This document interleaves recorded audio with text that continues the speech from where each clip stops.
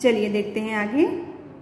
भूतल पर यदि वृक्ष न हो तो पृथ्वी का तापमान बढ़कर इतना अधिक हो जाएगा कि ध्रुवीय प्रदेशों पर जमी बर्फ भी पिघल जाएगी।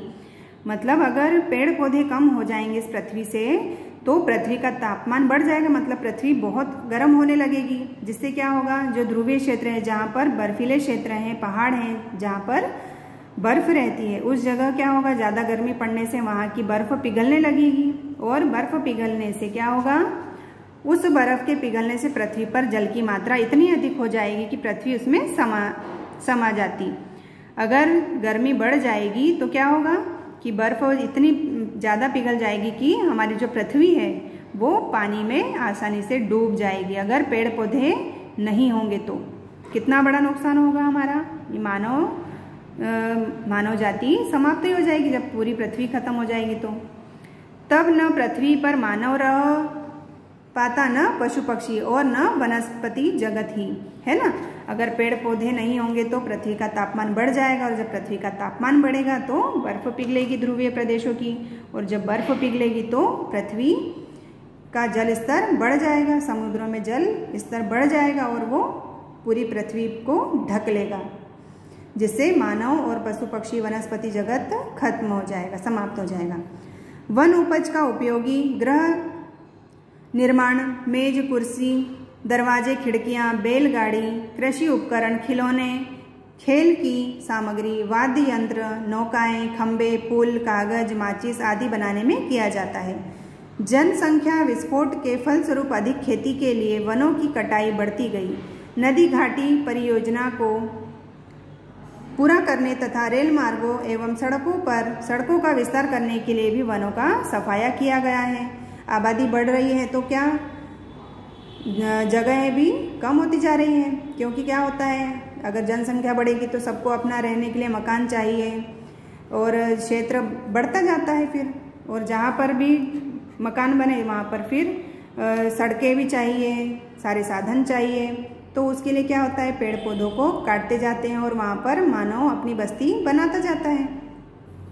अपनी वर्तमान परिस्थितियों में ही वनों के क्षेत्र को बढ़ाने तथा हरितिमा संवर्धन के लिए हमें प्रयास करने होंगे। मतलब कि पृथ्वी की हरियाली बढ़ाने के लिए हमें उसकी रक्षा करने के लिए पेड़ पौधे लगाना ही चाहिए।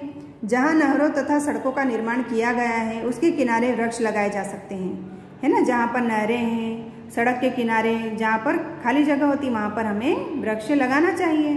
सड़कों के किनारे वृक्ष होने से जहाँ वायुमंडल का संतुलन बनाए रखने में सहायता मिलती है, वहीं यात्रियों को शीतल छाया भी सुलभ होगी, है ना। सोचो अगर पूरी पृथ्वी पर कहीं पर भी जहाँ हम जा रहे हैं वहाँ पर पेड़ पौधे नहीं हो और हम पैदल जा रहे हैं और हमें छांव चाहिए, तो क्या होगा, हम धूप में जब चलेंगे तो हमारा जो शारीरिक तापमान है वो कम होता जाएगा, क्योंकि सूर्य हमारे शरीर का जल सोख लेगा, पसीने के द्वारा सब निकल जाएगा और हम उस समय छांव ढूंढेंगे। लेकिन अगर ऐसा ही चलता रहा, पेड़ों की इसी तरह से कटाई होने लगी तो मानव जीवन तो असंभव हो जाएगा। तो हमें भी सड़क के किनारे पेड़ पौधे अधिक से अधिक लगाने चाहिए। आगे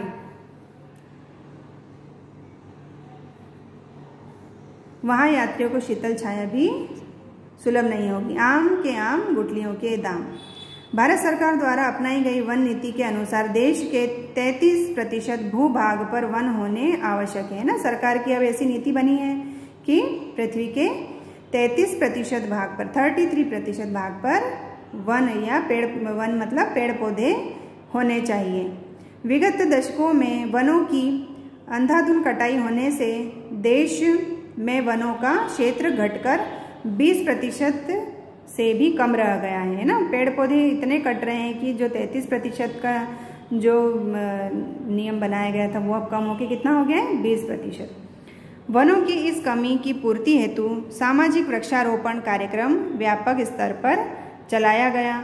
इसके अंतर्गत सार्वजनिक भूमि पर विविध प्रकार के वृक्ष लगाए गए। जिन क्षेत्रों में वनों का विशेष रूप से अभाव हो गया था वहाँ पर पुनः नए सिरे से वृक्षारोपण किया गया। सरकार द्वारा ऐसी नई योजनाएं चलाई जा रही हैं जिनसे कि वृक्षारोपण को बढ़ावा मिल सके। देश में वन क्षेत्र के विस्तार को दृष्टि में रखते हुए विभिन्न पंचवर्षीय योजनाओं में वन विस्तार को स्थान दिया जाता है। सामाजिक वानिकी संपूर्ण देश में वृक्षारोपण का व्यापक कार्यक्रम है। इस कार्यक्रम के अंतर्गत कृषकों को खेती की मेड़ों तथा निकट की खाली भूमि में वृक्ष लगाने के लिए सरकार द्वारा पौधे सुलभ कराए जाते हैं। इसके अतिरिक्त एक बच्चा एक पेड़ कार्यक्रम के अंतर्गत बच्चों को फलदार वृक्ष लगाने के लिए प्रोत्साहित किया जाता है। सामाजिक वानिकी कार्यक्रम की सफलता को सुनिश्चित करने के लिए उद्देश्य से प्रत्येक विकासखंड में प्रायः 2 हेक्टेयर भूमि में पौधशाला की व्यवस्था की गई है। पौधशाला मतलब नर्सरी, जहाँ पर पौधे आसानी से उपलब्ध हो जाते हैं। आप वहाँ से पौधे लेकर लगा सकते हैं। आपको कहीं पर भी वृक्षारोपण करना है तो आप वहाँ से आसानी से पौधे लेकर पौधा लगा सकते हैं। इन पौधाशालाओं के लिए वन विभाग द्वारा विभिन्न प्रकार की पौध तैयार की जाती है। इस कार्यक्रम से अधिकाधिक क्षेत्रों को लाभान्वित करने के लिए गांव और नगरों के निवासियों के परामर्श से पौधों के रोपण क्षेत्रों का चयन एवं निर्धारण किया जाता है। इन रोपण क्षेत्रों में खेती की मेड़ों की भूमि को भी सम्मिलित किया गया है। वृक्ष हमारे जीवन को सुखी और सुविधापूर्ण बनाने में अत्यधिक सहायक है। ये आंधी तूफान की तेज गति को नियंत्रित करते हैं, भूमि में आर्द्रता बनाए रखते हैं, मतलब नमी बनाए रखते हैं, तथा भूमि को अपनी जड़ों से जकड़कर चट्टानों तथा मिट्टी को खिसकने से रोकते हैं। इसकी कमी होने पर वर्षा कहीं अधिक और कहीं कम होने लगती है और बाढ़ आने का खतरा बना रहता है। वनों तथा परिवेश के हरे भरे पेड़ पौधों का सर्वाधिक महत्वपूर्ण कार्य प्रदूषण को रोककर वायुमंडल में संतुलन बनाए रखना है। ये वातावरण में विद्यमान धूल कणों को कम करते हैं तथा पर्यावरण को स्वस्थ बनाए रखने में सहायक है। अतः वनों की अमूल्य संपदा का अधिकाधिक लाभ उठाने, पर्यावरण को दूषित होने से बचाने तथा मानव जीवन को सुखी एवं आनंदपूर्ण बनाने के उद्देश्य से वनों का संरक्षण और वृक्षारोपण द्वारा ऋतिमा संवर्धन अत्यावश्यक है। इसी में मानव समाज की सुख समृद्धि निहित है ना। देखा हमने इस पाठ में कि पेड़ पौधे लगाना कितना आवश्यक है। पेड़ पौधे नहीं होंगे तो हमारा मानव जीवन असंभव हो जाएगा। इस पृथ्वी पर जल स्तर बढ़ जाएगा ना, भूमि का तापमान बढ़ेगा तो क्या होगा, ध्रुवीय क्षेत्रों की बर्फ पिघलेगी और जब बर्फ पिघलेगी तो भूमि का जल स्तर बढ़ जाएगा। जब बर्फ पिघलती तो क्या बन जाता है, पानी बन जाता है। तो जब पानी का स्तर पृथ्वी पर बहुत ज़्यादा हो जाएगा तो ये मानव जीवन समाप्त हो जाएगा। और इसीलिए हमें हमारे जीवन की रक्षा करने के लिए, हमारे पर्यावरण को सुरक्षित रखने के लिए हमें पेड़ पौधे लगाना चाहिए, ज़्यादा से ज़्यादा लगाना चाहिए और दूसरों को भी पेड़ पौधे लगाने के लिए प्रेरित करना चाहिए।